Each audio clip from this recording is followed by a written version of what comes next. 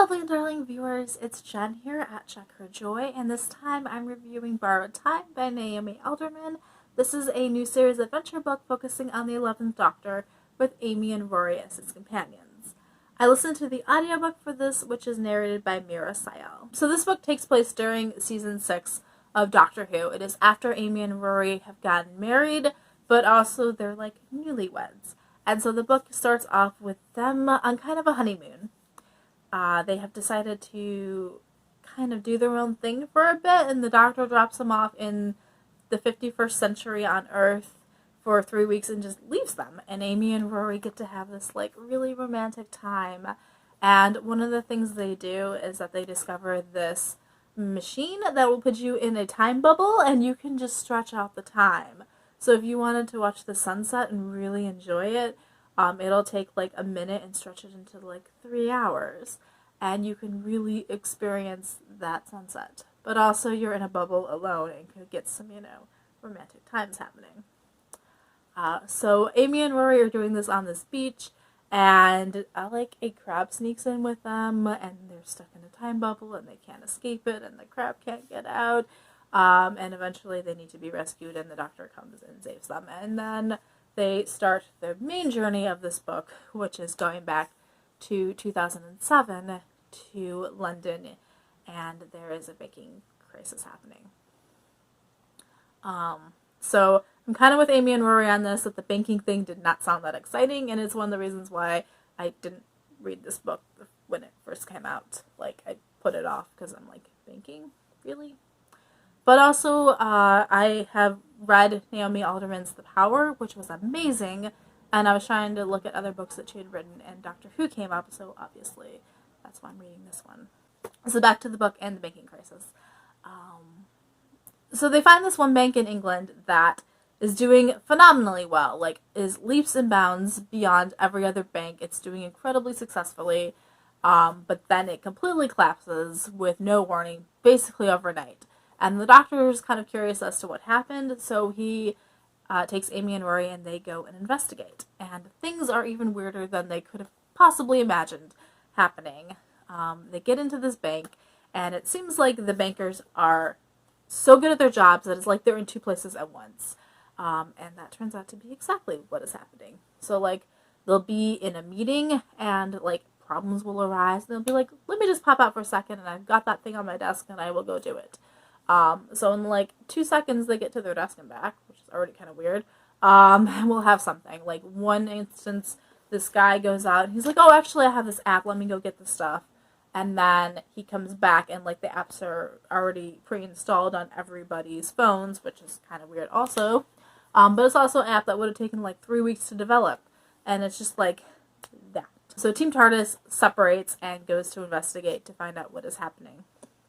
And Amy is actually the one who figures it out. There is a watch that some of them are wearing that allows them to borrow an hour at a time. Kind of like the time turner in Harry Potter, where you just turn it back, you go back, and you repeat an hour. Previous version of you has already lived out one version of that hour. You're getting to live out that hour. There's like 2 of you running around. Hence why it seems like you can see 2 of them in the same place, because they are. But these bankers are actually borrowing the time. So it's being taken off the end of their lifespan. So yeah, you've got an hour now while you're young and can enjoy it, and it's going to be taken off the end of your lifespan, which is presumably when you're old and like going to be retired and like 80 or something. So, no skin off your back. And you're paying it back at the very reasonable rate of 5 minutes per hour. So it's taking that hour off your end of your lifespan and an extra 5 minutes, which is going to the people who you borrowed the time from.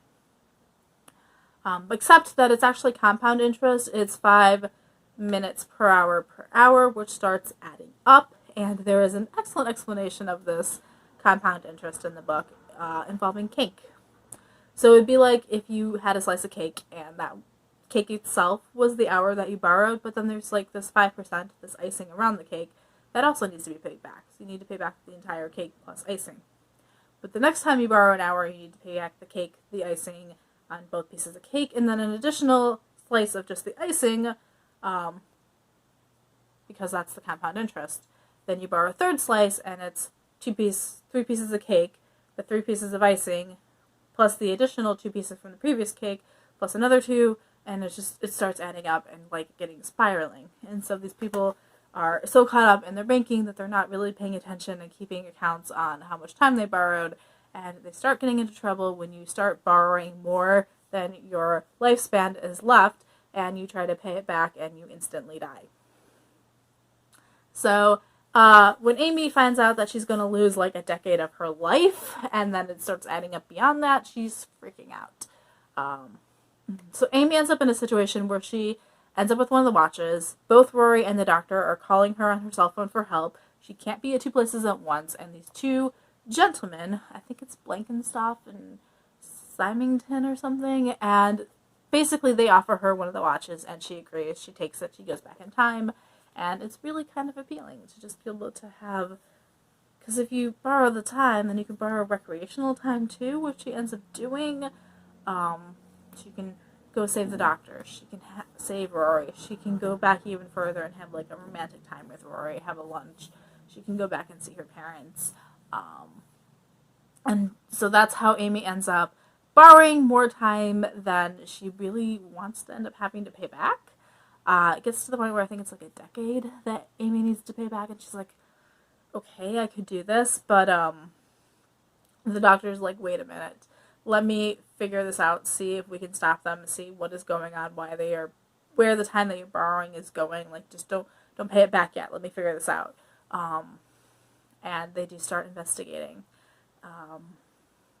It's Doctor Who, so there's probably not a huge surprise that these are aliens offering them tech and having plans for that are kind of sinister, that need to be stopped.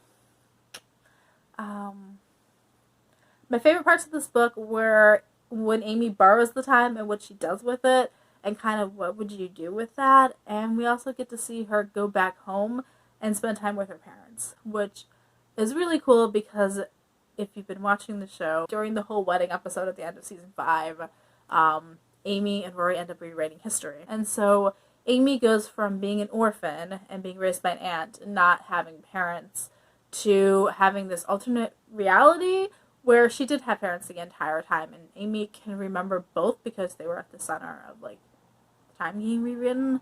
So she goes home and spends time with her parents, but she remembers not having them and having them, and I loved that part, like how she rationalizes that and thinks that's weird.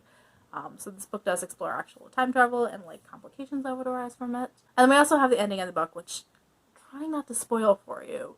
But the doctor needs to like stop some alien plans, and the entire way that goes down, and the aliens that are involved and what they're doing with the time and everything about that was so exciting. So I loved the ending. So it did kind of have a slow start, but it picked up towards the end, and so this ends up kind of in the middle of my Doctor Who books and how I rank them. So I ended up giving it 3.5 to, I think I actually rounded it up to 4 stars on Goodreads, out of 5 stars. As for the characterizations in this book, Amy and Rory seem to be a really hard couple to get right. And it felt like Amy and Rory, but it also felt like the doctor in his dismissive, I don't trust these guys role that he has sometimes, and he doesn't particularly give Rory enough of a chance. And this is one of those books where Rory is definitely getting put down and seen as useless. And those always irritate me because he is so awesome. And sometimes Amy gets stereotyped into this, like, she's gorgeous and everybody loves her role. And we also had that for a little bit, too. So the characterization of these two characters that I love and adore, and I see myself as Rory, so anytime he's seen as useless, I kind of hate the book a little bit, too, is also one of the reasons why it didn't get a much higher than a 3.5 rating.